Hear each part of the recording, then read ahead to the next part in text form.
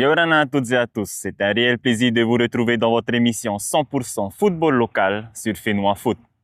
Au programme de cette semaine, nous verrons une rencontre de Ligue 1, une rencontre de nos Tikitoa, la préparation des arbitres de l'OFC et enfin dans les brèves de la Fédération thaïsienne de football, nous verrons la conférence de presse de la Ligue des champions de l'OFC féminine. Mais nous commençons tout d'abord avec une rencontre de Ligue 1 entre l'AS Stéphana et l'AS Puau. C'était vendredi soir au stade de Louis Ganivet. Le résumé en images.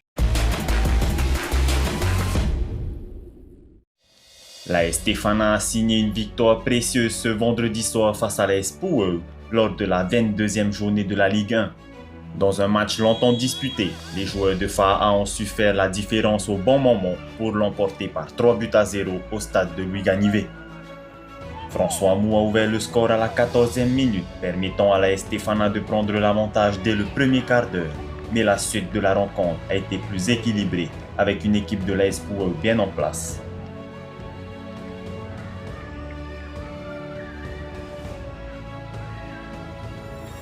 Il a fallu attendre la fin du match pour voir l'AS Stéphana se mettre définitivement à l'abri, grâce à David Ballet, qui marque à la 80e minute.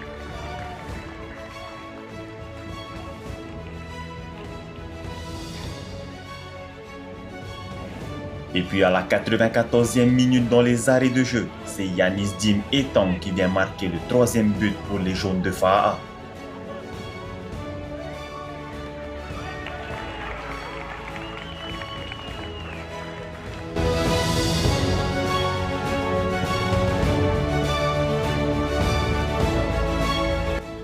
En ayant fait confiance à des jeunes qui montent en puissance, l'AS Stéphana gagne à domicile par 3-0.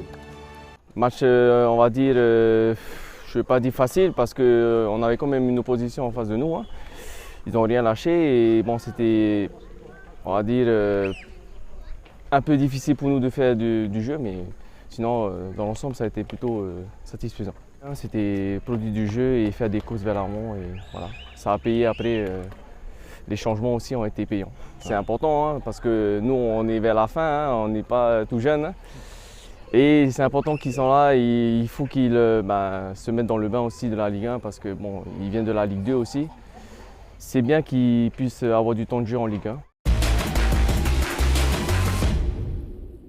Et félicitations à l'AS Stéphana et plus particulièrement à ces jeunes U18 qui ont permis de gagner sur le score de 3-0 et de gagner les 4 points à domicile. À présent, voyons ensemble les autres résultats et classements en images. Pour les résultats de cette 22e journée, l'AS Stéphana gagne son match par 3-0 sur l'AS Puau et l'AS Tayarapu FC gagne son match par 4-1 sur l'AS Manoura. Du côté du classement, l'AS Vénus conserve sa première place avec 78 points, suivi de l'AS Pires 64 points. L'AS Dragon et l'AS Stéphana sont au coude à coude avec 63 points. L'AS Mira est 5e avec 49 points. Plus bas, nous retrouvons l'AS Central Sport avec 47 points, suivi de l'AS Tamaripunaru 45 points. L'AS Puau est 8e avec 39 points, suivi de l'AS Tayarapu FC 31 points. Et enfin, l'AS Manoura ferme la marche avec 23 points. Et on prend la direction du Seychelles pour rejoindre nos Tikitoa dans la première rencontre de cette Coupe du Monde contre le Chili qui fait sa première participation.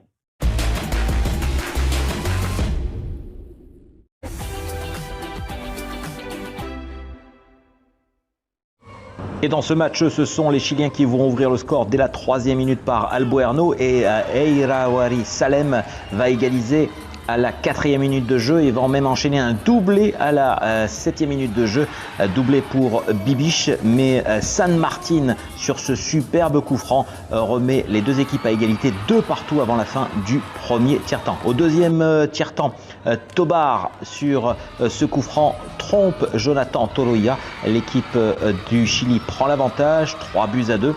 La réponse, elle est signée Salem avec un 3e but, un triplé, 3-2.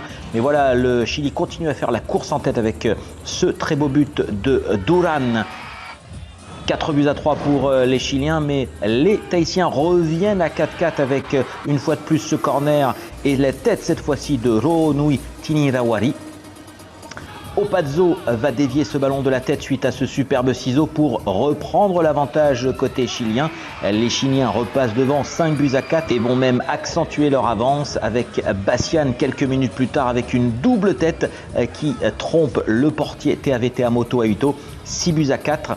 Le 7e but des Chiliens signé Opazzo va permettre au Chili de prendre 3 longueurs d'avance. On est à moins de 3 minutes de la fin du match. Ça s'annonce très compliqué pour les Tahitiens.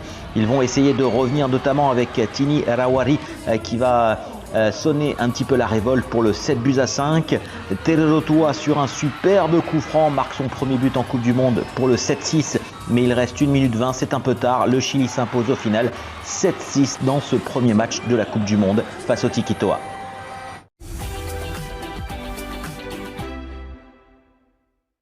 Voilà, défaite pour l'équipe de Tahiti qui s'est rendue la tâche difficile. On écoute tout de suite les réactions d'après-match. Ouais, c'est toujours pas très bon de commencer le tournoi avec une défaite. Hein. Surtout qu'on le savait que ça pouvait être un match piège avec cette équipe du Chili, hein, qui n'avait rien à perdre. Et puis bon, malgré qu'on a joué notre jeu, bon, on a eu des belles phases de jeu, mais on n'a pas concrétisé nos occasions. Et derrière, on se fait plus dire par des fautes, par des buts un peu contre le cours du jeu. Mais c'est ça, c'est le football. Hein. Il faut accepter, il faut tout de suite revenir dans la compétition.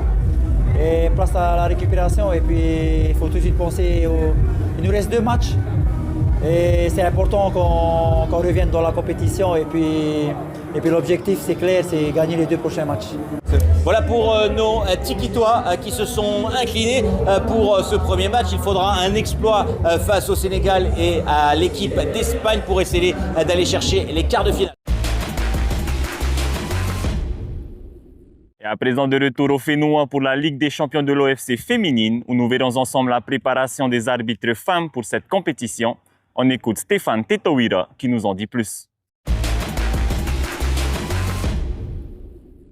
Tetouira Stéphane, membre de la commission fédérale des arbitres et instructeur à l'OFC.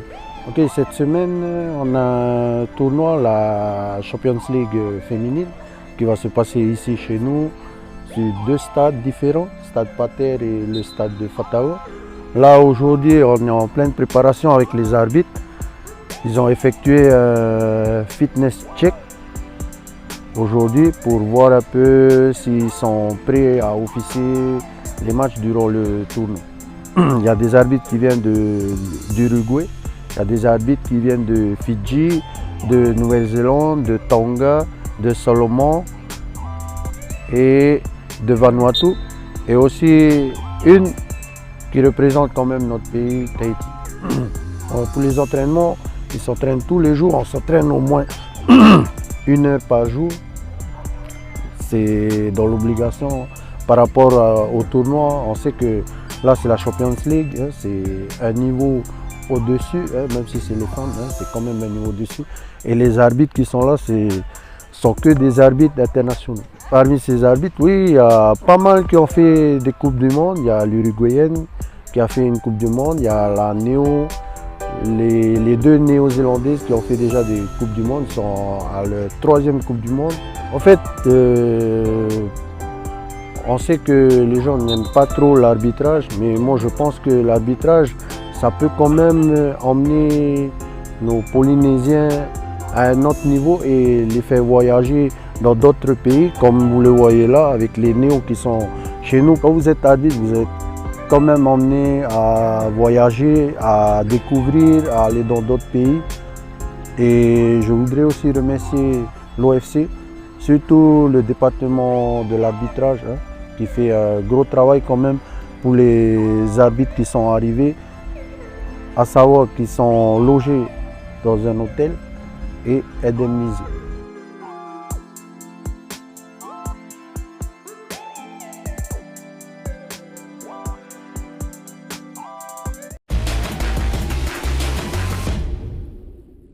Et Maruru Stéphane pour ces informations. Vous l'aurez compris, c'est une invitation à l'arbitrage qui est un travail difficile et parfois ingrat, mais qui permet d'ouvrir des portes à l'international. Et à présent, dans les brèves de la Fédération thaïtienne de football, nous verrons la conférence de presse qui s'est déroulé à la FTF et qui réunissait les coachs et capitaines des meilleures équipes de l'Océanie.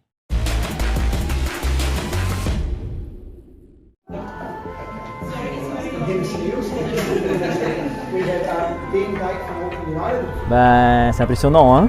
Là, les choses sérieuses vont commencer. On a vu les coachs et les capitaines des autres équipes et ça motive, ça motive. Là, les choses sérieuses vont commencer. On a fait le maximum, hein. On s'est préparé au maximum qu'on a pu. On joue le championnat en parallèle de cette compétition. Donc la semaine dernière encore, on a joué la coupe, hein. Là, on est en plein milieu du championnat.